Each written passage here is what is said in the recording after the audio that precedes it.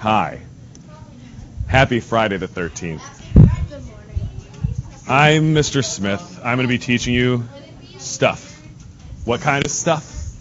Solving and graphing one-step inequalities with decimals as my students stop talking to each other because class has begun. Thank you. Solving and graphing one-step inequalities with decimals. Now, decimals are a situation where they are so easy to do on a calculator that you guys are like, haha, I know, I'm going to use a calculator to do this.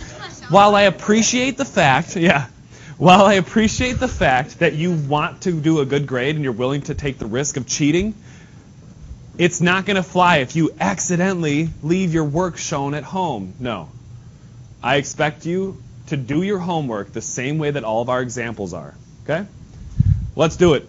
Review. These are decimals, and today my name is Charles.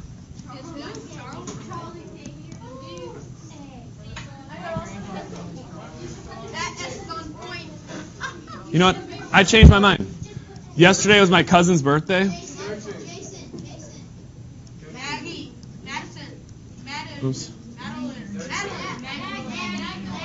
Okay, so my cousin Maggie's birthday was yesterday. I don't think that's how you spell it. Here's the review of decimals, and frankly, you need to listen up because there's about a third of you in this classroom that are very not good at that. Or in other words, you're better at other things than multiplying, dividing, adding, subtracting decimals. So that's why we're doing a review. Again, you had it in 6th grade. You had it a couple months ago. You had it 3 weeks ago. And you're having it again. Do you have your homework to turn in? Because I asked you to get your homework before you went to the restroom. When adding and subtracting decimals, you have to line up the decimals. Adding and subtracting, line up the decimals. So you need to line up the decimals first. When given a whole number, in decimal point in decimals is after the whole number. So for example, if I have, I don't want to do red. If I have the number 515, and I have, where's the decimal? Well, actually, let's do this. Where's the decimal in 516? After the 6, you are correct. So if I do here, and if I was subtracting something from it that went all the way into the thousandths, tenths, hundredths, thousandths, the 10,000ths, I could add as many zeros as I need to be able to subtract from that, okay? Add as many zeros as I need to subtract from that. Next, we have, when adding decimals, you can add zeros as placeholders. Okay, zeros can be at placeholders in the front or the back. When multiplying decimals, you should multiply the numbers in the problem first without worrying about the decimal points. So in this situation, you're going to not worry about the decimals. It's like when someone's causing drama and you just do whatever you can to ignore them. You're like, I'll deal with you later, right? So you ignore them and then they come back. Here's what's happening with that. After multiplying, count the numbers that are to the right of the decimal. In this situation, we have 2 numbers to the right that are decimals. In 0.74, we have 3 numbers to the right that are decimals. So that means that our answer is going to have a total of 5 decimal places to the right. I would like you all to please do that product right now. 32.03 times 74 hundredths. Thousandths, sorry, yes. The number up there. Oh, that's just where a decimal is in a whole number. It's to the right of the whole number. And then I did placeholders like that for the zeros. You're welcome.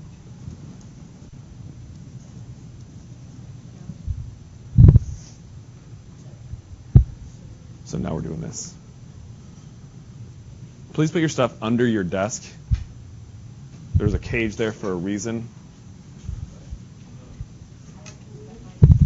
I don't want to be tripping.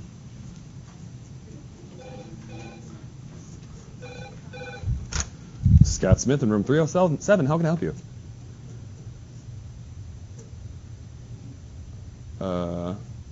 Yeah. There must have been some sort of confusion because he was asked to go there, and I wasn't sure if he had to go back or whatever. But yeah, I was called to have him go there. Are we on the same page? Okay, good.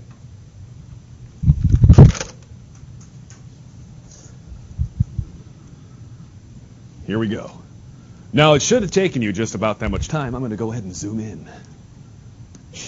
Salud.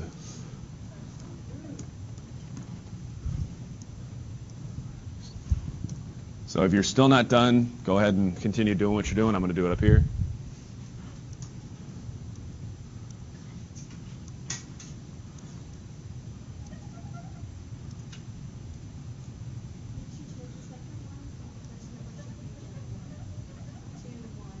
You're right.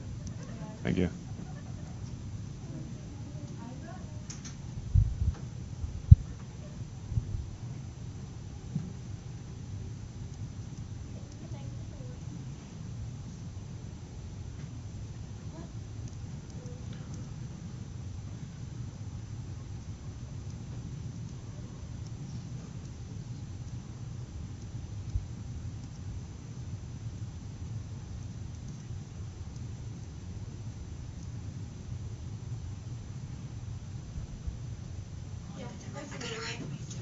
I'm not done. If you multiply 32 3/100ths by 74 thousandths, you're not going to get 237,022. What do we have to do?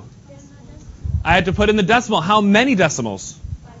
5, as it shows right here. So I'm going to rewrite that and do it to the right, to the right, to the right, to the right, so we can see that.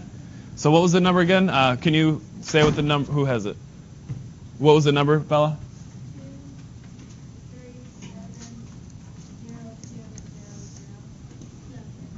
022. Okay, thanks. So I'm going to go 5 decimal places. That was a miscommunication. Okay.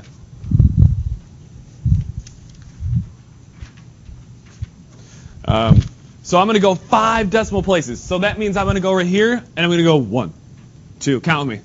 3, 4, 5, 6. Nope, just 5.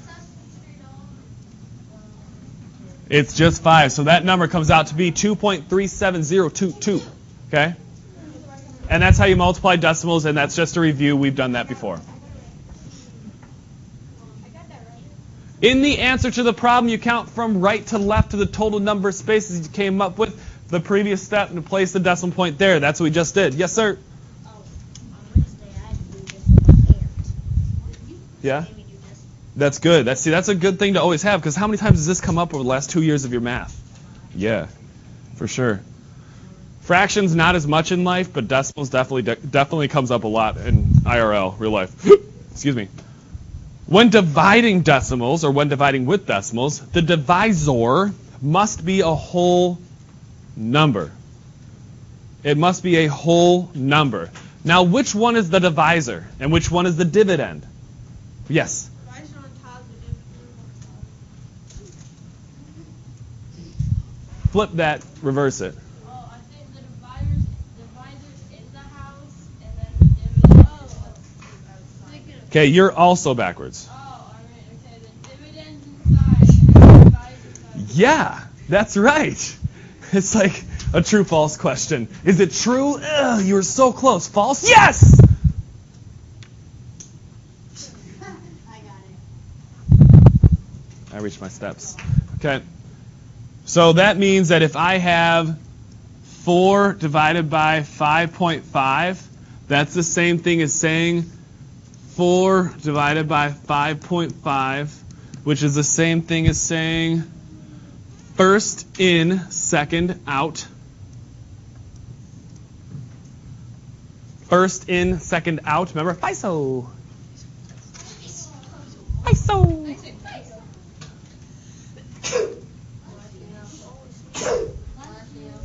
Changing to FISO could save you 15 points or more on your next quiz.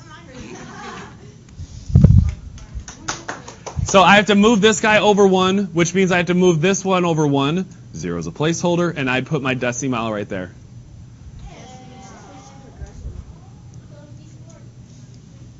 When dividing with decimals, we just talked about that whole number. You move the decimal to the dividend in the same number of spaces you did in the divisor. Wonderful. That's all review. Let's get going with the in-class practice. So now we're doing the same thing we did for yesterday's homework. We're doing the same thing as we did for yesterday's homework, but now we're just doing it with decimals. Okay? We're doing the same thing with decimals. So if you did well on last night's homework, in which I hope you all did because it was just integers, hopefully you guys are going to also do well today. If there's any of you that struggle with decimals, other than what we just reviewed, please memorize those operation rules for multiplying, dividing, adding, and subtracting decimals. Right? And since we did integers yesterday, decimals today, what do you think the lesson on Monday is going to be, Stoby? Fractions. Stoby. That is how your name is pronounced, right? Okay.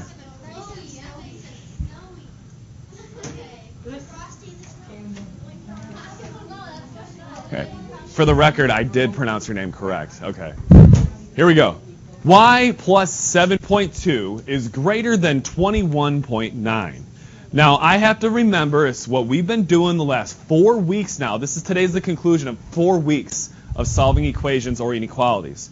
I have to think about what I always think about, which is money. No, I think about undoing what is done to the variable. And in this situation, the variable is having 7.2 added to it. But if you recall, the variable's all like, hey man, I don't like you very much, I just want to be by myself. So that means we have to take away 7.2 from both sides. So I'm going to subtract.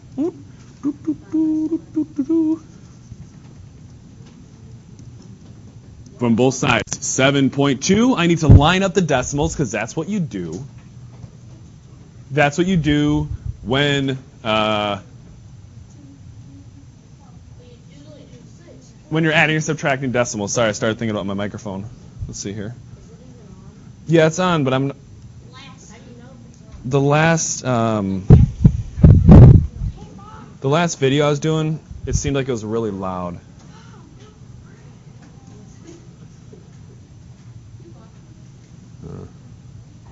Oh well, I can't remember how to do Windows, whatever this Windows is. All right, so I have to go from here. Now I saw Miss Mulcahy today do this. Whoop.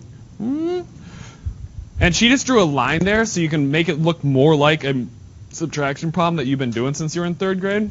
So I'm going to see if that might help some of you keep your stuff organized. So go ahead and do that subtraction bar there. So that's just going to leave y here. 21 minus 9. Does it help? Good. And it's a positive 4.7.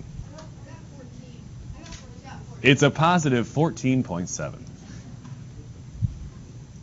Yes, sir? It's just a cheating way, it's a really bad way, but you could just subtract.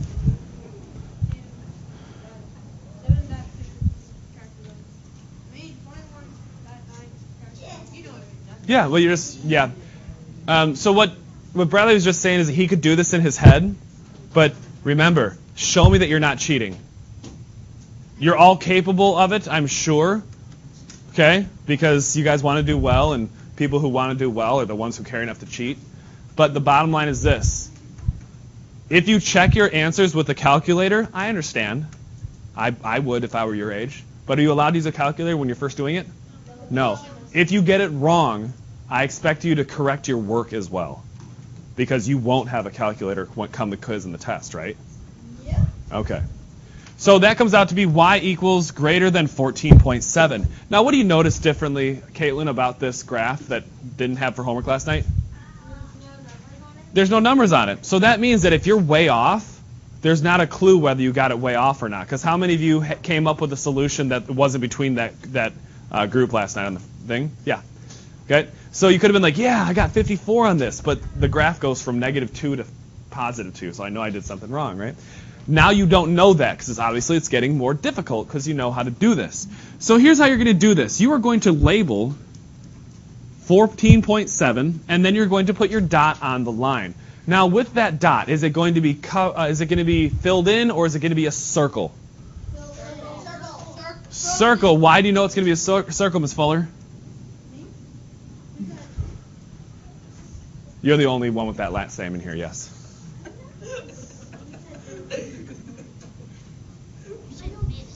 Yeah, she's not married. Miss means not married. Ms. means I don't know, and Mrs. means they're married. Okay, anyway,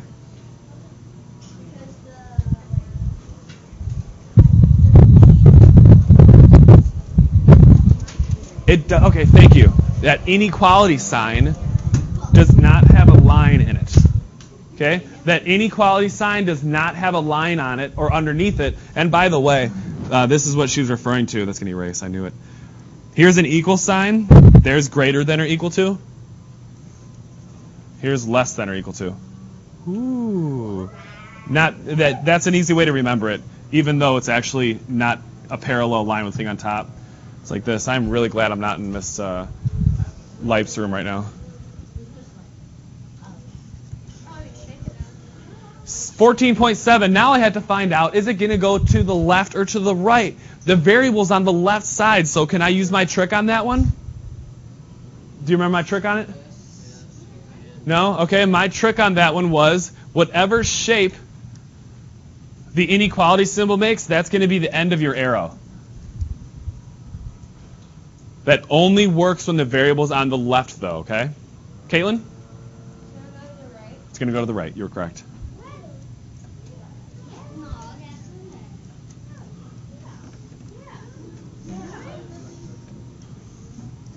Now, with this, that's not the only thing you have to do. I want you to know that you are doing that one correct. So what you're going to do is you're going to put a number that's higher than 14.7 on the right and a number that's lower than 14.7 on the left. So 14.7, 14.8, 14.9, 15. 7, 6, 5, 4, 3, 2, 1, 0, and that's where 14 would be. See how I have 14 on one side, 15 on the other? That shows me that I know where that graph is going. I know that to the right it goes up. I know that to the right it goes up. And I expect you all to have 3 numbers on every single graph. When it reads left to right, it's going to go from least to greatest value. The one in the middle is going to be your identified inequality solution. Yes, sir? So, for our homework tonight, it's probably on, you want us to have 3 numbers like you just said, or else yes. the points be taken off if we don't have 3 numbers? Yeah, you need to have 3 numbers so you can indicate what is going higher and what is going lower.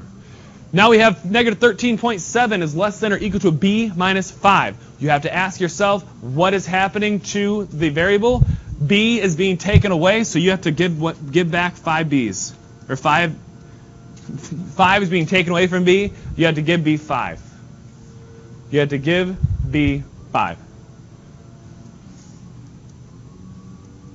That just leaves b over here. Now I have to use my integer rules. Yes? What's the answer, sir? Negative 8.7. Negative 8.7. You are correct, and let's check that. Let's check that. Remember the integer rules. The integer rules for adding and subtracting numbers that have a different sign is this. You take the bigger value, the bigger absolute value, you subtract the lower absolute value,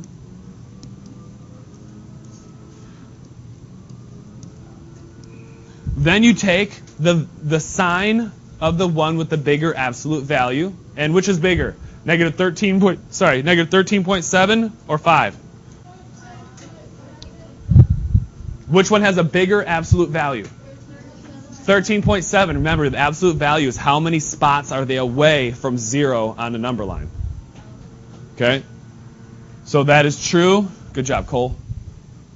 Then we have 8.7 in the middle. It's a negative. So that means I'm going to go 1, 2, 3, 4, 5, 6. This one here is going to be 8. Negative 8. 1, 2, 3. This one here is negative 9. See, I have a number on each side. Okay? I'm going to circle this spot right here. And should it be colored in or open?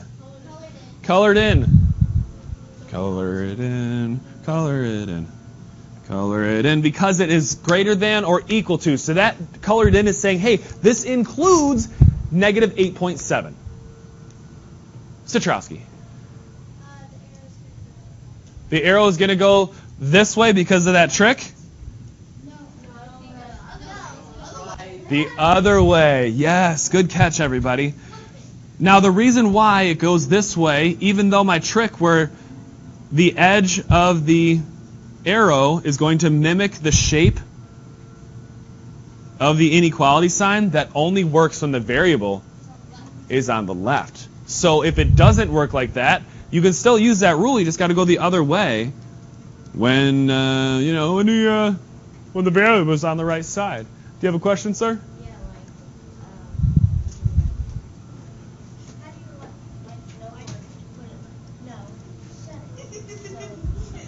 Hey, let them think.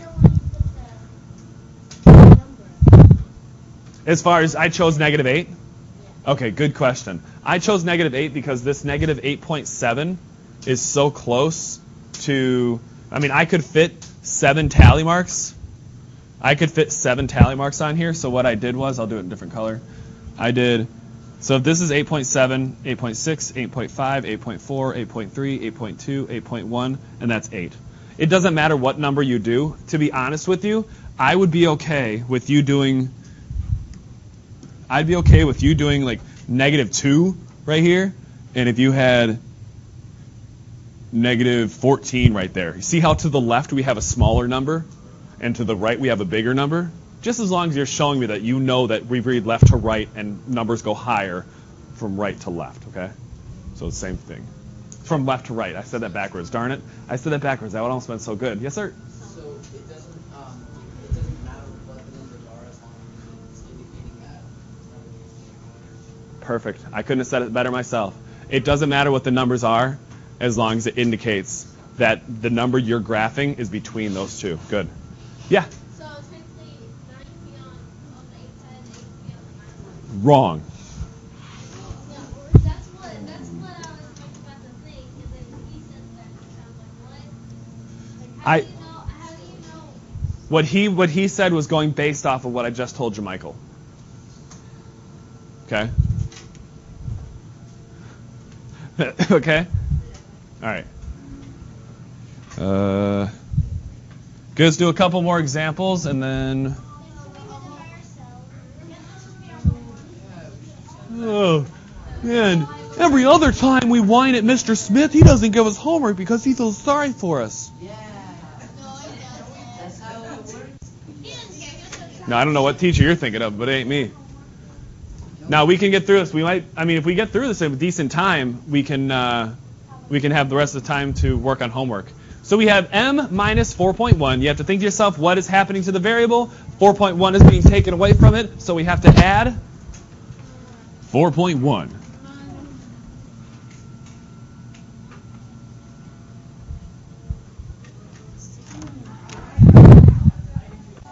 Okay, good. Well, I just heard shouting, and I was making sure it was the science classes and not somewhere else. Because the science gets crazy, because they're doing a lab today, and that door was open. So we have m is less than, so here's my integer rules again, 9.38 minus 4.1. Use that as a placeholder. 5.28, and the absolute value of 9.38 is bigger than 4.1. Yeah. Yep, it's a -9.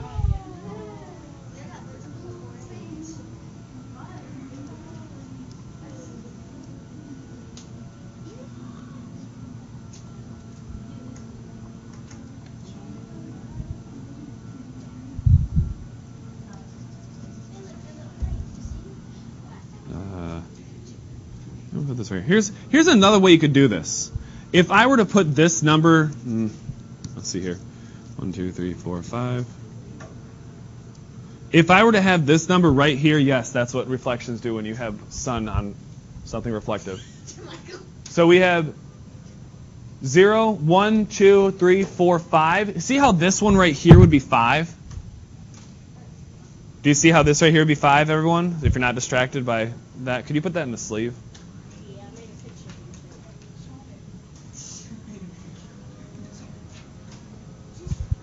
I'd rather you focus on this. So we have this spot right there would be just a little bit further. So you're actually going to be a quarter of the way through. That's how you would do negative 5.28. Okay? That's how you would do negative 5.28 there. So this one right here would be 6, 7, 8, 9, 10. So this one would be 10. Now I'm going to graph this going to be an open circle because it's not less than or equal to, it's just less than. The variable is on the left side, so I know that I can take this shape and recreate it as being the edge of my arrow. And you see how I'm doing my graphing on the graph? Or on the graph, as you St. Louisans would say. On the graph. Okay? Don't do this, please. That's not graphing it on the graph. Okay? I want it on the graph. What's what circle?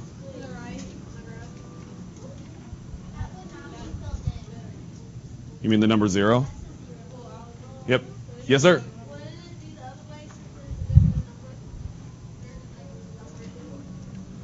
Sorry, thank you. Thank you. Yeah. So just wondering, so why would we have to put two numbers or put two extra numbers if we could indicate it with just one number? You're saying where it is on a number line? Like I'm saying, like why would we need the 10 if the 0 is already indicating that it's getting bigger going that way? Because I want you to demonstrate that you know what's happening, what direction it's going, and you know that this side right here, while this is clearly 0, I want to make sure that you don't think that this right here is 2,432 on the positives. Okay? It's clarity. You want it to be crystal clear that you're demonstrating to yourself and me that you know what's happening with that graph. Which means that everything from this number and more negative, even, by the way, this negative 5.28, if you were to substitute in for m, negative 5.280001, that would make that true for any value m that falls within there, okay? So actually, just to demonstrate that, I'm going to use the forbidden fruit. So if I have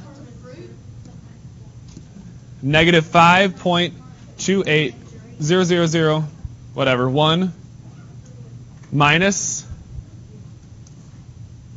no, it's 4.1. I'm not just pulling this. So do you agree that negative 9.38000001 is less than negative 9.38? Yes, it's only this far away from it, but it is smaller. But it is smaller. Good. Let's continue. So we have 4. But there should be a red flag that goes up with this. There should be a red flag that goes up with this because of why. What is unique about this situation? Yes. Multiplication. Not only multiplication, but multiplication of what? Obviously decimals. That's what this lesson is. Thank you. It is a negative. And as we learned yesterday, I'm going to go back in time. It's true because this is all review, okay? So when you multiply or divide each side by a negative number, you must reverse the inequality symbol. Es la misma hoy. It's the same today. It's the same today. And so I don't... Okay? So I'm going to divide, because division is the inverse of multiplication. I'm going to divide by negative 0.95, right? No. Here's why I just did this mistake. I've seen a lot of people do this, even one of my students who came in for some help this morning. He or she was still doing this. You're supposed to undo what's happening to the variable, not do more stuff to it, right? Right? Because the variable's like, stop picking on me, right? Don't do more to me. Variable abuse, exactly. That's like a 10-day out of school for that. So I divided by a negative number, and I want you to put a star right here. Because, or some shape, You can do the star that's just the straight lines if you don't know how to do that. Okay? Or whatever. Now, the reason that I'm doing that is because I know that I have to flip the sign because I'm multiplying or dividing by a negative. So that just leaves x on this side, and on this side I got to do some division. First in, second out, FISO. And since I'm dividing a negative by a negative, I know that my solution, my quotient, is going to be positive. But I cannot have a decimal in my divisor. I cannot have a decimal in my divisor, so I have to move my decimal over one spot, two spots. So that means this in the dividend has to move over two from what we learned in 6th grade. This spot, that spot. Now I'm going to write my decimal right there. Okay, into that spot. My decimal. Now I'm going to do blue. Now I'm going to do that division. I have, how many times does 5 go into 9? Just once. 9 times 5. Sorry. 4 left. Bring down the 5. I have 9. You're wrong. So it is x is less than 19. X is less than 19. So I'm going to put 19 right in the middle here. And I'm just going to put 20 right here. 18 right here. It is going to be an open circle. And because my variable's on the left, I can use my trick. It goes that way. Thank you.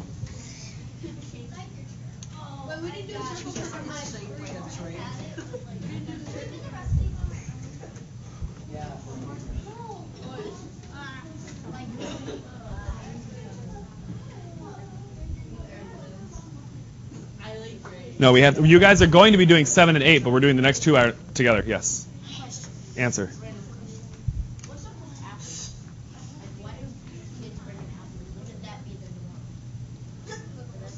Probably because of their portability. They're easy to move around. They don't break, and they're not a shell. Yeah.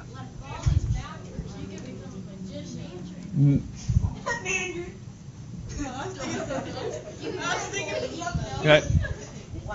Now with this one here, we have a lot of people have trouble with this because you see a fraction and you're like, oh no.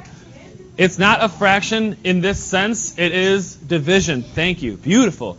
So I'm going to take the inverse of that, which is 5.1, and I'm going to multiply that on both sides, 5.1. So now I have 5.1 times negative 13.7. I don't need to flip my sign because I'm not multiplying or dividing by a negative. That 5.1 is not negative. So now I have to do 13.7 multiplied by 5.1. I'm ignoring the decimals because they're being rude, so I'm just going to ignore them.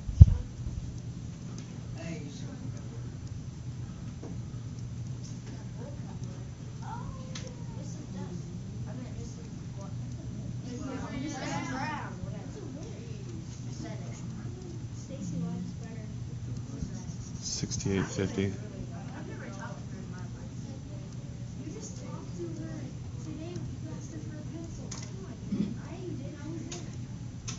Now I have 2 decimals here.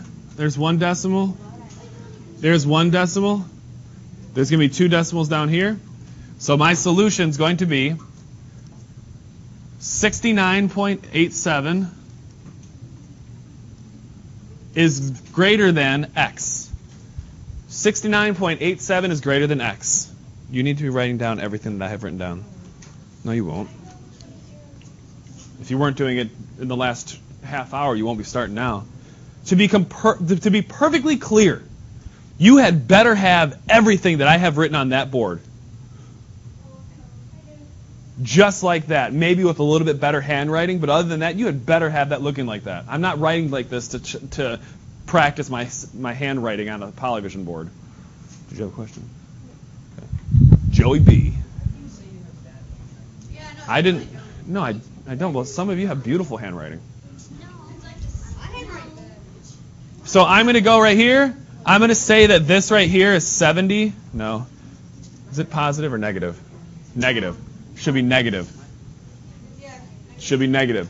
So I'm going to make this right here 69.8. And I'm going to make this one right here 69.9 because it's negative, so it gets smaller to the left. So 2, 4, 6, what is that? 1, 2, 3, 4, 5, 6, 7, 8, 9. So there's 9 between them. It's going to be a lot closer to this side, about there-ish. 69.87. It's going to be an open circle, and it's going to go to the left.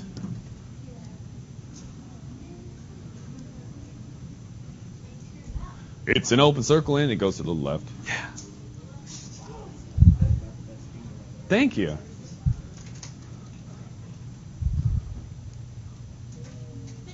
Studying decimals can save you 15 points or more on your next test.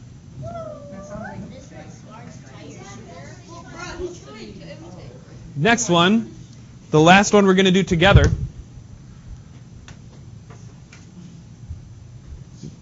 What am I going to do to start this out, Bradley?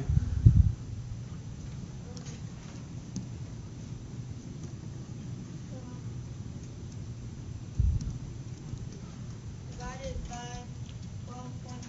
Yes.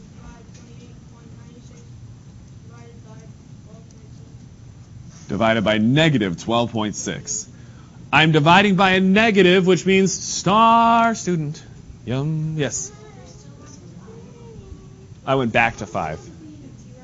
Yeah, you probably wrote I had to flip my sign because I divided by a negative, and whenever you multiply or divide by a negative, you have to flip the sign in inequality. That's the only new thing you're learning today, today and yesterday. That's like the only thing you're learning new about it, is you had to flip that. So I'm going to go ahead and do 12.6 is dividing 28.98. I'm dividing a negative number times a positive number, which means that's going to be negative. I can't divide. My divisor cannot have a decimal in it. So that means I have to move the decimal place both in the dividend and the divisor. So I move it over 1. I move it over 1 here. I'm going to go ahead and make a decimal on the top so I don't make that mistake again.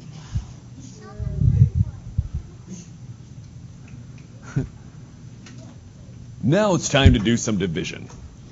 I know that 126 is going to go only into 289 twice. So I'm going to multiply 126 by 2. And that's going to give me 252. I need to subtract those 2 because I know how to divide. That leaves me with 378. And boy, howdy, I love it when they come out even. Yes. Yes. Yeah. I like it. I haven't heard that in a while, though. So there's going to be 3. When I multiply 3 times 146, I actually get 378. 378 minus 378 is 0, and that makes me happy. My final thing is going to be negative 2.3, and that's not the noise I want to hear. Darn. Negative 2.3. Those last 10 minutes went really fast. Time flies when you're having fun or you're being held here against your will. Because you can't leave. Not until the bell rings and I say you can go. So now it is a closed-in circle because it is less than or equal to, and I'm going to go this direction here. And I'm going to go ahead and choose any numbers that I want that are smaller and bigger. Here's one that's bigger, negative 2. Here's one that's smaller, negative 2.5. And this class and this class only, you guys get to smith those last 2.